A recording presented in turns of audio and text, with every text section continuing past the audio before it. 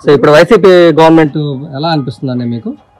మా దగ్గర చెప్పులు తప్ప ఏమీ లేవండి. ఇంతకన్నా ఇంకా మేమేం చెప్పలేము. నా వయసు 30 సంవత్సరాలు. నా డిగ్రీ కంప్లీట్ అయిపోయింది. నిరుద్యోగం పెట్టుకొని తిరుగుతూ ఉన్న మా డిగ్రీ పట్టాలు పెట్టుకొని ఏదో మా జిల్లా వాసి వస్తాడేమో, మాకేమైనా మేలు జరుగుతుంది. పోయినసారి డిఎస్సి అనేసి మెగా డిఎస్సి అనేసి ఎగ్జామ్స్ జరిగాయి ఏదండి, ఒక ఎలక్షన్లో 1 నెల ముందు పెడితే వస్తాయండి? ఎందుకండి ఎంత మా జీవితాలు ఎందుకంటే నాశనం చేయాలి? ఏం పాపం చేసామండి? అంటే వాలంటీర్ వ్యవస్థ గురించి అనేసి మళ్ళీ గవర్నమెంట్ వస్తే 5,000తో వాలంటీర్ వ్యవస్థ ఏం బతుకుతారండి? మళ్ళీ గవర్నమెంట్ వచ్చినా కానీ వాలంటీర్ చేస్తానని చెప్తున్నారు కదా. ఏదండి 5 సంవత్సరాలు జరిగిన వాళ్ళు ఇప్పుడు ఏం చేస్తాడండి? ఎట్లా నమ్ముతామండి? మా జిల్లా వాసులు మేము కూడా పరిగెత్తుకుంటూ పోయి గుద్దామండి. ఇప్పుడు నేను ఏకపోగా ఒక 50 మంది కూడా ఏపీయాలి.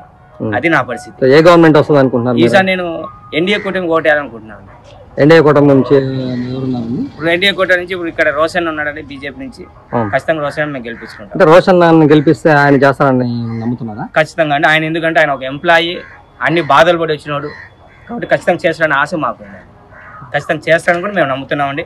పై నరేంద్ర మోడీ ఉన్నారండి. దేశాన్ని ఎట్లా కాపాడుతున్నారో మనం చూస్తున్నామండి. ఒకవేళ రోషన్ గారు గెలిస్తే ఎంత మెజారిటీ రావచ్చు?